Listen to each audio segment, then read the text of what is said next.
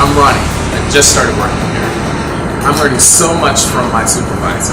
He's teaching me technical skills and also how to improve my job efficiently. I used to have everything all mixed up. My tools were a mess, and every time it was harder to find what I was looking for. This Montezuma cabinet, I'm able to organize my tools and keep them organized. This cabinet is 24 inches deep, not like most other cabinets that are 18 inches deep. This has a lot more space. It doesn't look like it, but this slide can hold up to 150 pounds worth of tools. This one can hold up to 300 pounds. It's where I keep all my big tools. This drawer is very easy to open and also keeps all my tools locked up.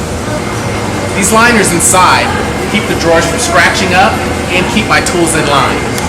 The power strip on the side makes it really easy to power up your tools, and there's also two USB components to charge up my phone and iPad. I can also use this area as a worktop. My tools are very valuable to me, and I have ease of mind to know that it's very easy to lock them up.